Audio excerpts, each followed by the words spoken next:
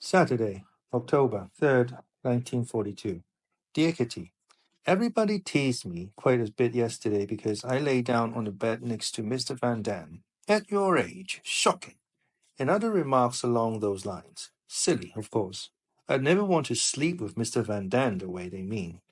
Yesterday, Mother and I had another run-in, and she really kicked up a fuss. She told Daddy all my sins, and I started to cry, which made me cry too. And I already had such an awful headache. I finally told Daddy that I love him more than I do Mother, to which he replied that it was just a passing phase. But I don't think so. I simply can't stand Mother, and I have to force myself not to snap at her all the time, and to stay calm, when I'd rather slap her across the face. I don't know why I've taken such a terrible dislike to her. Daddy says that if Mother isn't feeling well or has a headache, I should volunteer to help her.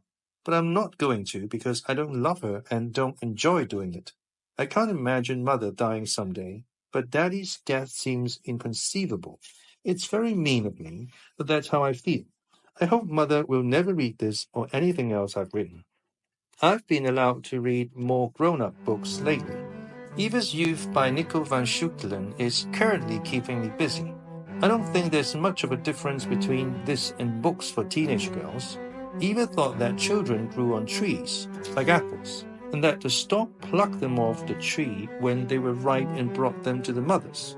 But her girlfriend's cat had kittens, and Eva saw them coming out of a cat. So she thought cats laid eggs and hatched them like chickens, and that mothers who wanted a child also went upstairs a few days before their name to lay an egg and brood on it. After the babies arrived, the mothers were pretty weak from all that squatting. At some point, Eva wanted a baby too. She took a wool scarf and spread it on the ground so the egg could fall into it, and then she squatted down and began to push. She clucked as she waited, but no egg came out. Finally, after she'd been sitting for a long time, something did come. But it was a sausage instead of an egg. Eva was embarrassed. She thought she was sick. Funny, isn't it? There are also parts of Eva's Youth that talk about women selling their bodies on the street and asking loads of money. I'd be mortified in front of a man like that. In addition, it mentions Eva's menstruation. Oh, I long to get my period. Then I'll really be grown up. Daddy is grumbling again and threatening to take away my diary.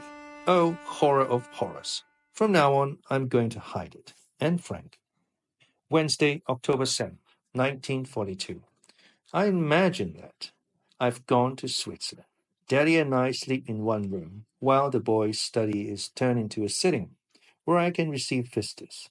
As a surprise, they've bought new furniture for me, including a tea table, a desk, armchairs, and a divan. Everything's simply wonderful. After a few days, Daddy gives me 150 guilders, converted into Swiss money, of course, but I'll call them guilders, and tells me to buy everything I think I'll need all by myself. I set off with Ben and buy 3 cotton undershirts, 3 cotton underpants, 3 wool undershirts, 3 wool underpants, 2 petticoats, 2 bras, 5 pajamas, 1 summer robe, 1 winter robe, 2 back jackets, Anne's cousins Bernard and Stephen Elias. The Diary of a Young Girl, 1 small pillow, 1 pair of lightweight slippers, 1 pair of warm slippers, 1 pair of summer shoes school, 1 pair of summer shoes dressy, 1 pair of winter shoes for school, 1 pair of winter shoes dressy, 2 aprons, 25 handkerchiefs, 4 pairs of silk stockings, 4 pairs of knee socks, 4 pairs of socks, 2 pairs of thick stockings, 3 skeins of white yarn, 3 skeins of blue yarn, 3 skeins of variegated yarn, scarves, belts, collars, buttons, plus 2 school dresses for summer, 2 school dresses for winter, 2 good dresses for summer, 2 good dresses for winter, 1 summer skirt, 1 good winter skirt, 1 school winter skirt, 1 raincoat, 1 summer coat, 1 winter coat, 2 hats, 2 caps, for a total of 100 guilders. 2 purses, 1 ice skating outfit, 1 pair of skates, 1 case containing powder, skin cream, foundation cream, cleansing cream, suntan lotion, cotton, first aid kit, rouge, lipstick, eyebrow pencil, bath salts, bath powder, eau de cologne, soap, powder puff, plus 4 sweaters, blouses, miscellaneous items, and books. October 9th, 1942. Dearest Kitty, Today I have nothing but dismal and depressing news to report. Our many Jewish friends and acquaintances are being taken away in droves. The Gestapo is treating them very roughly and transporting them in cattle cars to Westerbork, the big camp in Drenthe to which they're sending all the Jews. Mead told us about someone who'd managed to escape from there. It must be terrible in Westerbork. People get almost nothing to eat, much less to drink, as water is available only 1 hour a day, and there's only one toilet and sink for several thousand people. Men and women sleep in the same room, and women and children often have their heads shaved. Escape is almost impossible. Many people look Jewish, and they're branded by their shorn heads. If it's that bad in Holland, what must be like in those faraway and uncivilized places where the Germans are sending them? We assume that most of them are being murdered. The English radio says they're being gassed. Perhaps that's the quickest way to die. I feel terrible. Meep's accounts of these horrors are so heart-rending, and Meep is also very distraught. The other day, for instance, the Gestapo deposited an elderly, crippled Jewish woman on Meep's doorstep while they set off to find a car. The old woman was terrified of the glaring searchlights and the guns firing at the English planes overhead. Yet Meep didn't dare let her in. Nobody would. The Germans are generous enough when it comes to punishment. Bev is also very subdued. Her boyfriend is being sent to Germany. Every time the planes fly over, she's afraid they're going to drop their entire bomb load on Bertus's head. Jokes like, oh, don't worry, they can't all fall on him, or one bomb is all it takes, are hardly appropriate in this situation. Bertus is not the only one being forced to work in Germany. Trainloads of young men depart daily. Some of them try to sneak off the train when it stops at a small station, but only a few manage to escape unnoticed and find a place to hide. But that's not the end of my lamentations. Have you ever heard the term hostages? That's the latest punishment for saboteurs. It's the most horrible thing you can imagine. Leading citizens, innocent people, are taken prisoner to await their execution. If the Gestapo can't find the saboteur, they simply grab 5 hostages and line them up against the wall. You read the announcements of their death in the paper, where they're referred to as fatal accidents. Fine specimens of humanity, those Germans, and you think I'm actually one of them. No, that's not true. Hitler looked away our nationality long ago. And besides, there are no greater enemies on earth than the Germans and the Jews. Yours, Anne. Wednesday, October 14th, 1942. Dear Kitty, I'm terribly busy.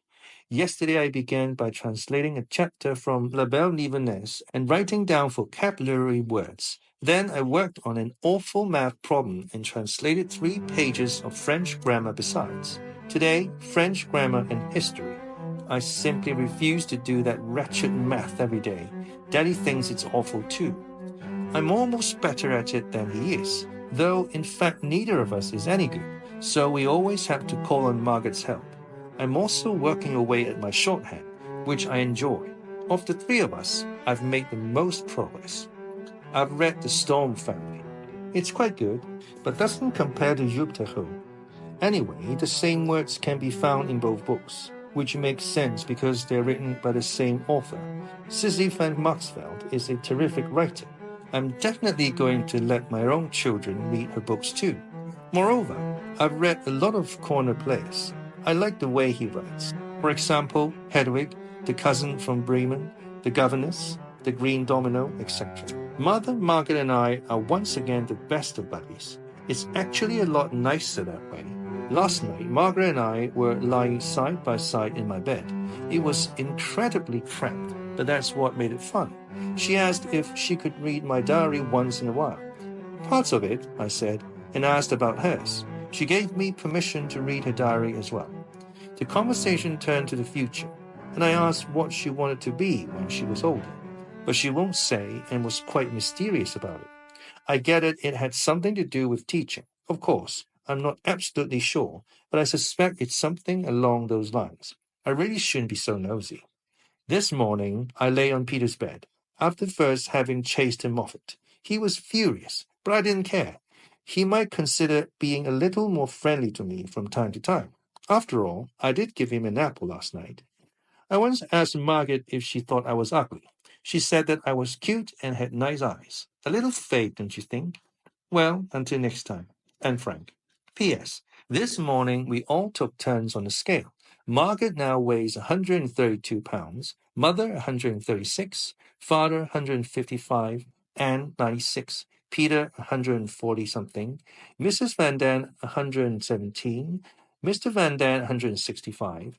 In the 3 months since I've been here, I've gained 19 pounds. A lot, huh? Tuesday, October 20th, 1942. Dearest Kitty, my hand's still shaking, though it's been 2 hours since we had the scare. I should explain that there are 5 fire extinguishers in the building. The office staff stupidly forgot to warn us that the carpenter, or whatever he's called, was coming to fill the extinguishers. As a result, we didn't bother to be quiet until I heard the sound of hammering on the landing. I immediately assumed it was the carpenter and went to warn Beb, who was eating lunch, that she couldn't go back downstairs. Father and I stationed ourselves at the door so we could hear when the man had left.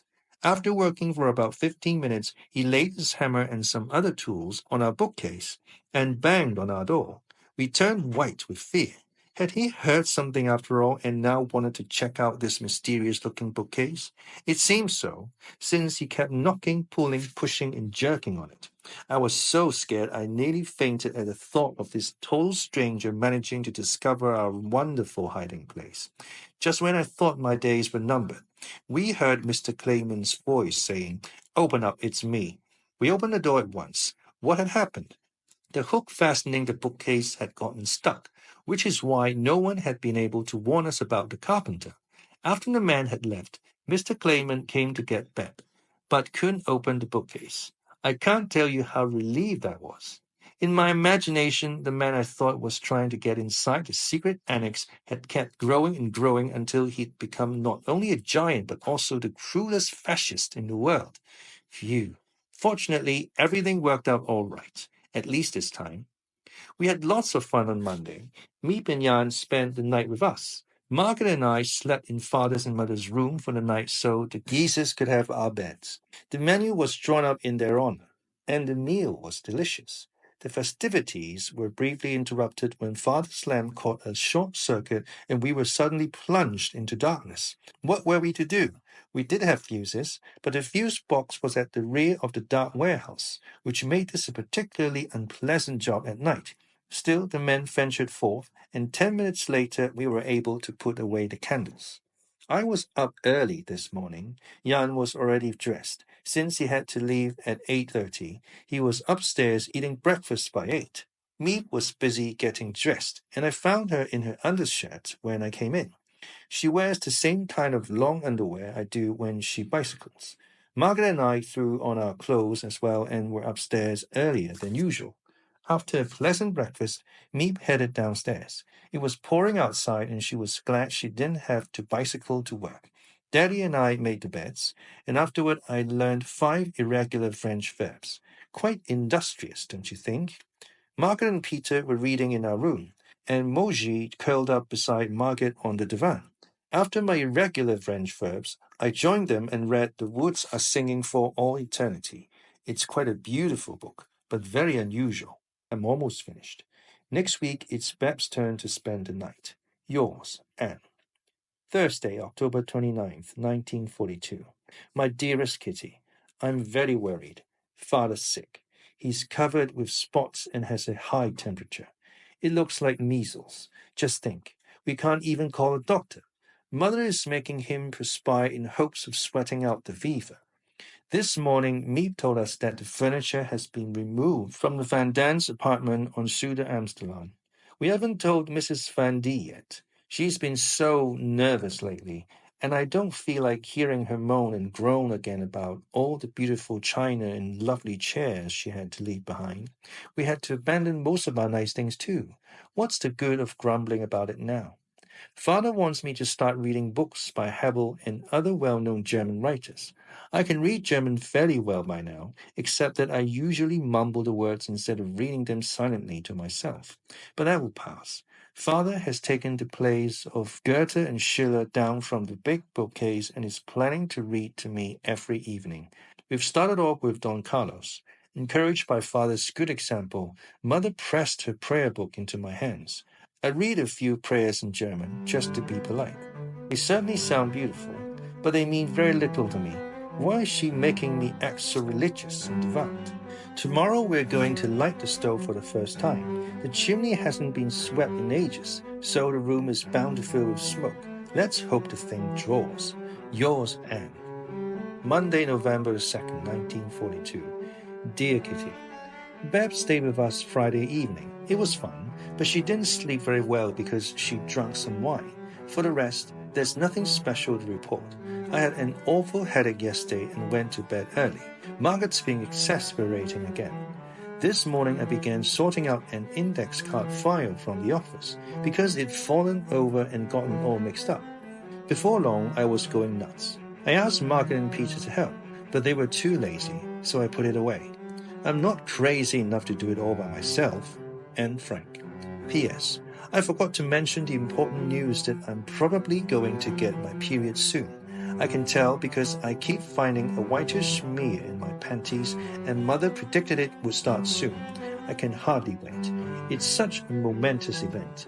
Too bad I can't use sanitary napkins, but you can't get them anymore, and Mama's tampons can be used only by women who've had a baby.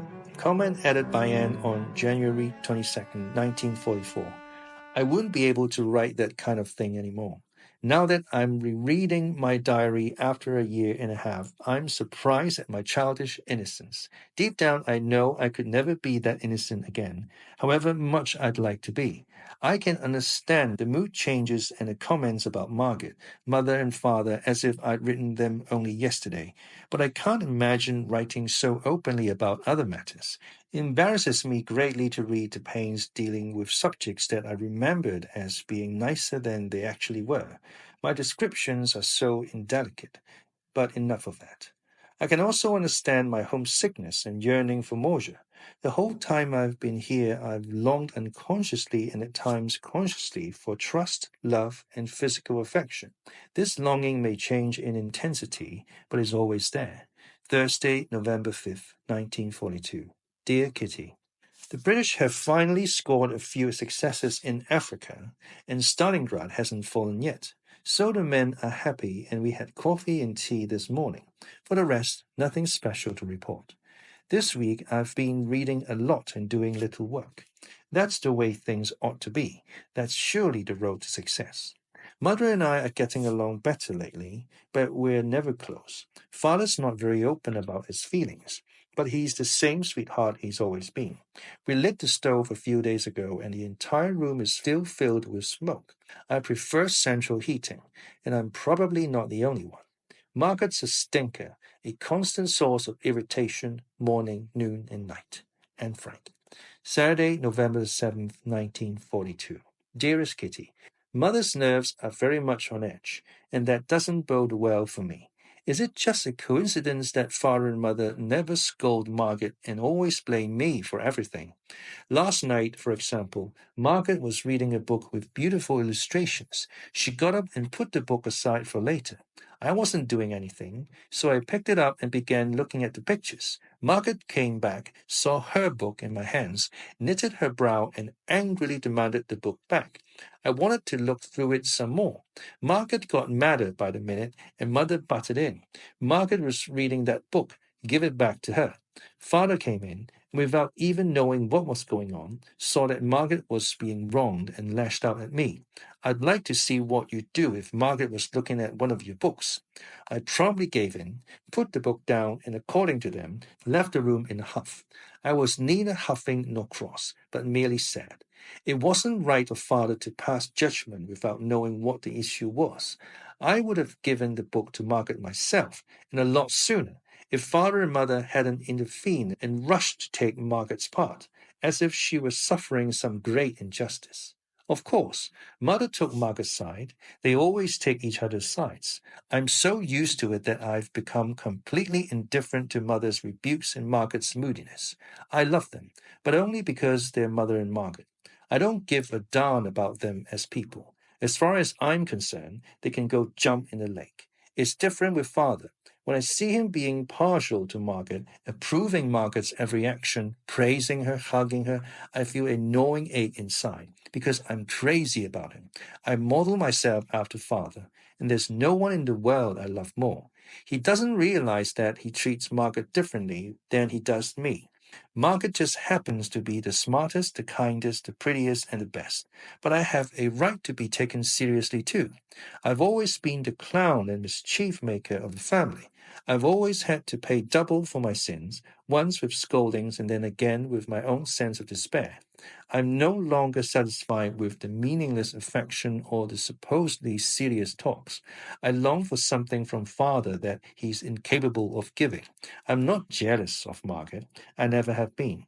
I'm not envious of her brains or her beauty. It's just that I'd like to feel that father really loves me. Not because I'm his child, but because I'm me, Anne.